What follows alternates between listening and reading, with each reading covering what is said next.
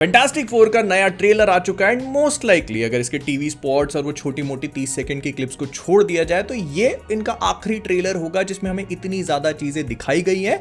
और ज्यादा चीजें हैं तो एक एक करके बात करते हैं, लेकिन पहले थोड़ी सी वार्निंग दे देता हूं कि माइनर स्पॉयलर्स हो सकते हैं मूवी को लेकर, लेकिन फिर भी मैं पूरी कोशिश करूंगा कि मूवी की स्टोरी को किसी भी फॉर्म में आपके लिए स्पॉइल ना किया जाए और मेजरली अपन लोग comic book references and Easter eggs के ऊपर ही बात करें। तो ट्रेलर स्टार्ट होता है वही टेड गिलबर्ट शो के साथ में जो हम लोग पिछले कई सारे टीजर ट्रेलर्स में देखते हुए आ रहे हैं, और यहां पर फैंटास्टिक फोर को इंट्रोड्यूस करवाते ही उनकी घड़ी के अलार्म बज जाते हैं। इन रिस्ट वॉचेस के बारे में हम लोगों ने पिछले ट्रेलर ब्रेकडाउन्स में भी बात करी थी, जहां पर मैंने बताया था कि कॉमिक बुक में भी रीड कुछ ऐसे डिवाइसेस बनाता है, हालांकि बहुत इंपॉर्टेंट नहीं होते, लेकिन इस वाले ट्रेलर में समझ में आ जाता है कि इनका पॉइंट क्या होने वाला है। ये इन अ वे फैंटास्टिक फोर को पूरी दुनिया में जितने भी थ्रेट्स आ रहे हैं उनके बारे में पहले से ही वार्निंग देना शुरू कर देगा, एंड ये सॉर्ट ऑफ उनका नोटिफिकेशन सिस्टम है। आई लाइक द एस्थेटिक्स की वो जो 1960s 70s में घड़ियां यूज होती थी ये भी वैसी ही फील हो रही है, एंड जिस तरह से दिखाया जा रहा है तो ये मे बी सिल्वर सर्फर वाला अलर्ट नहीं होगा। मतलब इस टाइम पे यहां पर सिल्वर सर्फर अटैक करने नहीं आई है, क्योंकि उसकी एंट्री हम लोग ट्रेलर में आगे देखते हैं जब ये लोग संडे नाइट का डिनर करने वाले होते हैं उसके पहले। एंड अगर आप नोटिस करोगे तो उस वाले शॉट में भी इनकी घड़ियां बीप करती हैं, लेकिन सिल्वर सर्फर के आने के बाद। तो मोस्ट लाइकली ये वाला सीन जो है ये किसी दूसरे विलन को सेटअप करने या फिर फैंटास्टिक फोर को सेटअप करने के लिए यूज किया जाएगा, जो बहुत हद तक मूवी की स्टार्टिंग में होगा। मतलब जो कॉमिक बुक्स में हम लोग फैंटास्टिक फोर के ट्रेडिशनल विलन्स देखते हैं ना, जैसे रेड गोस्ट हो गया या फिर मुलमैन हो गया, तो हो सकता है कि ये उसको दिखाने के लिए यूज किया जाए। फिर इसके बाद हम लोग फैंटास्टिक फोर को अपनी पावर्स यूज करते हुए देखते हैं। And the thing to be notice dear कि जितने भी टीजर ट्रेलर अभी तक हमको इस मूवी के दिखाए गए हैं उसमें रीड और सूजन की पावर्स बहुत ही कम दिखाई है। इनफैक्ट सूजन का तो अपनी पावर्स को यूज करते हुए सिर्फ एक ही शॉट है जिसको ये लोग बार बार रिसाइकल कर रहे हैं। ये बात तो बहुत हद तक क्लियर है कि इस मूवी का वीएफएक्स अभी कंप्लीट नहीं है, जिस वजह से इन लोगों ने कुछ पावर्स हैं जिनको बचा के रखा हुआ है। लेकिन हाँ, फिर हम लोग जॉनी को देखते हैं जो अपने शरीर में फ्लेम ऑन करके उड़ जाता है और वो अपना कॉमिक बुक ट्रेडिशनल शॉट में वो जो फोर बनाते हैं ना वो बना लेता है। बाय द वे अगर कॉमिक बुक्स के हिसाब से चले तो नहीं, जॉनी स्टॉर्म को हैंड मूवमेंट्स या फिर उड़ने वगैरह की जरूरत नहीं है फायर को कंट्रोल करने के लिए। वो कॉमिक बुक्स में सिर्फ अपने थॉट से भी पायरोकाइनेसिस कर सकता है और जो चाहे वैसा स्ट्रक्चर शेप ऑब्जेक्ट बना सकता है। प्लस यहाँ पर कॉपर टोन सनस्क्रीन का ईस्टर एग है जो थोड़ा इंटरेस्टिंग भी लगा मुझे। ये सनस्क्रीन का ब्रांड हमारी दुनिया में भी 1940s में कभी डिस्कवर किया गया था। इसको डिस्कवर करने वाले बंदे का नाम था बेंजामिन ग्रीन, जो हो सकता है कि बेन ग्रिम को लेकर एक ईस्टर एग हो। और अगर आप इसके पोस्टर को नोटिस करते हो ना तो कॉपर टोन ने इसी तरह के पोस्टर को एक्चुअल रियल वर्ल्ड में भी यूज किया है। और जॉनी को देखते ही लड़कियां उस पे मर मिट रही हैं। इसमें कोई सरप्राइज की बात नहीं है, ये कॉमिक बुक्स में भी होता है। और नहीं, उसका सूट इसलिए नहीं जल रहा बिकॉज रीड ने कॉमिक बुक्स में भी करता है, वो ऐसे सूट्स डिजाइन करता है लोगों की पावर्स के हिसाब से जो कि सूट्स को इफेक्ट नहीं करती। मतलब रीड चाहे जितना भी स्ट्रेच कर ले उसका सूट नहीं फटेगा। बेन के पत्थर वाला होने के बाद भी ये चीज नहीं हो रही है। And same thing goes for invisible woman और जॉनी स्टॉर्म भी। फिर हमको बेन ग्रिम दिखाया जाता है जो अपने होम स्ट्रीट पे वॉक कर रहा है। ये यान्सी स्ट्रीट जो है कॉमिक बुक्स में एक्चुअली बेन ग्रिम का घर होती है। अगर आप नोटिस करोगे तो यहाँ की दुकानों पे नंबर्स डले हुए हैं, जैसे 7126 7127, तो ऐसे ही 7135 जो है वो कॉमिक बुक्स में बेन ग्रिम का घर होता है। और यहाँ पर ये लिखा तो सिल्वरमैन्स बेकरी है, लेकिन इसका एम गिर चुका है तो ये पूरी तरह से नहीं दिख रहा। लेकिन हाँ, ये सिल्वर जो दिख रहा है हो सकता है सिल्वर सर्फर को लेकर एक ईस्टर एग हो। प्लस ना यहाँ पर वो जो कॉमिक बुक्स में आइकॉनिक बेन ग्रिम डायलॉग है ना, इट्स क्लॉबरिंग टाइम, उसका काफी भरपूर तरीके से इस्तेमाल किया गया है। उसको ना दिखाकर लोग बार बार बेन से पूछते हैं you know what time it is, you know what time it is, लेकिन बेन बोलता नहीं है। वो कहता है ये बोलने वाली चीज नहीं है, ये सिर्फ कार्टून में चलता है। जो कि फैंटास्टिक फोर के कार्टून्स, कॉमिक बुक्स, इन सारी चीजों को लेकर भी रेफरेंस हो सकती है, क्योंकि उसमें वो बस यही बोलता है। और फिर एंट्री होती है सिल्वर सर्फर की जो बढ़िया डायलॉग मारती है, I heralded your beginning, I heralded your end, I heralded Galactus, जो कि क्लियरली इनको वार्निंग देने आई है। और इसको चेस करते हुए पहले जॉनी उड़ के जाएगा और फिर ये लोग अपनी फैंटास्टिक कार में बैठकर इसको टाइम स्क्वायर तक चेस करेंगे। यहाँ पर कुछ बढ़िया से ईस्टर एग नोटिस होते हैं, जैसे attack of the fungi movie लगी हुई है। अब ये फंगाई जो है ये मार्वल कॉमिक्स में एग्जिस्ट करने वाली बहुत ही छोटा सा कैरेक्टर है, लेकिन जो इंटरेस्टिंग पार्ट है वो ये कि ये कैप्टन अमेरिका का विलन होता है। और इंटरेस्टिंग इसीलिए क्योंकि इसके साइड में आप सब जीरो इंटेल का एक पोस्टर देख सकते हो, जो मुझे लगता है कि कैप्टन अमेरिका जो वो बर्फ में जमे थे ना उसको लेकर एक रेफरेंस हो सकती है। एंड अगर आपको थोड़ा भी फारफेच्ड लगता है ना तो इसको थोड़ा सा और ध्यान से देखने पर यहाँ पर लिखा हुआ है ग्रेग नाइजेल, जो कि हो सकता है एमसीयू जो 616 एमसीयू है उसमें डॉक्टर विल्फ्रेड नाइजेल मटेरियल को लेकर एक ईस्टर एग हो, जिसको हमने falcon and the winter soldier में देखा था, क्योंकि इसने सुपर सोल्जर सीरम पे काम किया हुआ है। और भी अगर यकीन नहीं आता तो यहाँ नीचे स्टीवी एलम लिखा हुआ है, जो हो सकता है कि स्टीव रॉजर्स के नाम को ही रेफरेंस कर रहे हो। एंड क्लियरली सिल्वर सर्फर की बात से हो सकता है फैंटास्टिक फोर घबरा जाए, क्योंकि इसके बाद वाले शॉट्स थोड़े इंटरेस्टिंग हैं, बिकॉज हम लोग फैंटास्टिक फोर को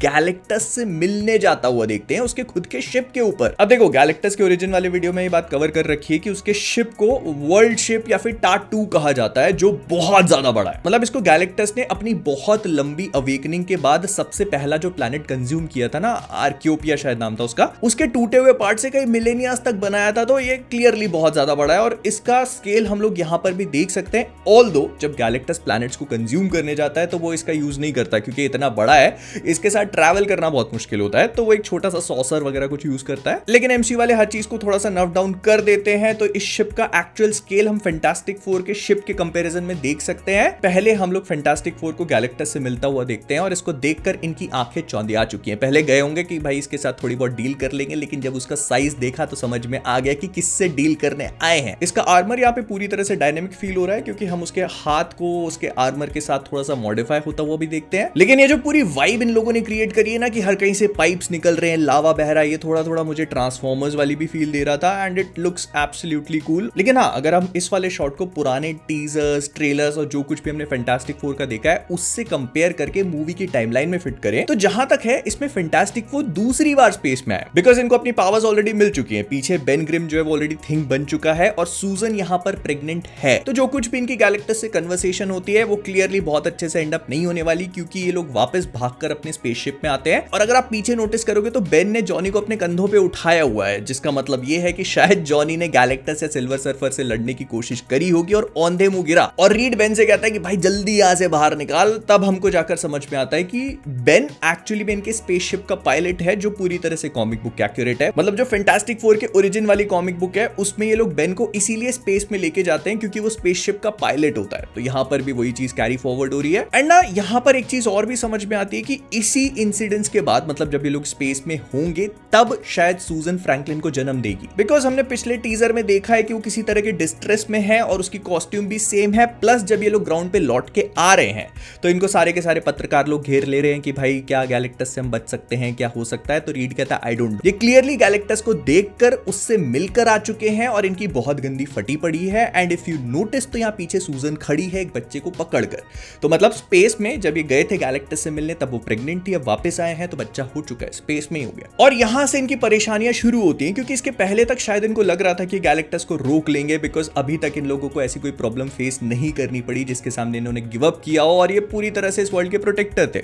लेकिन गैलेक्टस को देखने के बाद इनके होप्स, ड्रीम्स, एस्पिरेशन सब खत्म हो चुके हैं और रीड बड़े बड़े बोर्ड्स पे कैलकुलेशन कर रहा है। अगर कॉमिक बुक्स की बात करी जाए तो कॉमिक्स में भी रीड ये करता है, लेकिन उसका एक स्पेशल कमरा है जहां पर जब वो जाता है तो कोई इसको डिस्टर्ब नहीं करना चाहिए। और वहां पे इसने बोर्ड पे नहीं, दीवारों पे, जमीन पे, हर कहीं इक्वेशंस लिख रखी हैं। और बस इसी के बाद लोग फैंटास्टिक फोर को क्रूसिफाई करना शुरू कर देंगे कि भाई तुम लोग तो प्रोटेक्ट कर सकते थे, हम लोग बिलीव करते थे तुम में, अब तुमने हमारी जिंदगी बर्बाद करके रख दी है। लेकिन गैलेक्टस भी अर्थ पे आ चुका है। But the thing to be noticed here कि ये खाली न्यूयॉर्क शहर में दौड़ रहा है, जिसका मतलब ये है कि इन लोगों ने सारे सिटीजंस को इवैक्यूएट करा दिया होगा। अब सवाल पैदा होता है कहां? तो ये जो बंकर वाला शॉट देख रहे हो ना आप, शायद ये सारे के सारे लोग अंडरग्राउंड जा चुके हैं, जो कि फैंटास्टिक फोर कॉमिक्स के लिए एक बहुत ही इंपॉर्टेंट एस्पेक्ट है। मार्वल कॉमिक्स में जो सरफेस वर्ल्ड है वो तो है, लेकिन उसके नीचे भी एक दुनिया एग्जिस्ट करती है जिसका नाम है सबटेरेनिया। इसके एक पार्ट को मोलमैन रूल करता है, लेकिन कॉमिक बुक्स की हिस्ट्री में अभी नहीं जाते।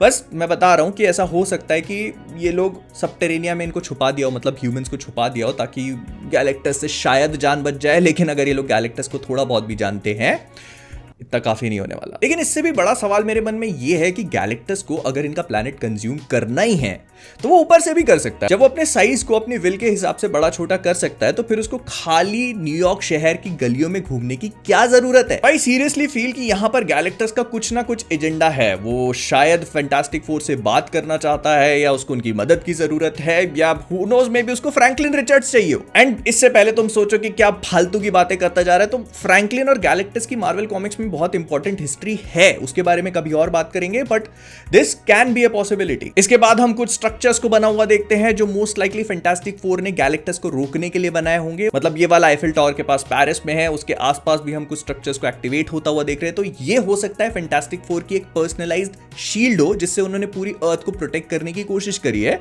But even that is not gonna be enough. और फिर ये वाला शॉट बहुत ही बढ़िया है जहां पर हम बेन ग्रिम की दाढ़ी बढ़ी हुई देख सकते हैं। इसकी जो बियर्ड है वो भी पत्थरों की बनी हुई है, like other things as well. लेकिन सवाल ये पैदा होता है कि ऐसा कैसे? तो देखो, कॉमिक बुक्स में ऐसा बहुत ज्यादा नहीं हुआ। एक ही ऐसा इंस्टेंस है जिसमें बेन ग्रिम की दाढ़ी बढ़ी हुई दिखाई है, मतलब उसकी एज भी काफी ज्यादा हो जाती है। हाँ, by the way, comic books में फैंटास्टिक फोर का जो बेन ग्रिम है वो बहुत स्लोली एज करता है, मतलब वो कई हजारों साल तक जिंदा रह सकता है बिना मरे, मतलब जिंदा तो बिना मरे ही रहेगा। लेकिन हाँ, ये वाला शॉट ये चीज भी सिग्निफाई करता है कि शायद इस मूवी में हमको एक टाइम जंप देखने को मिलेगी।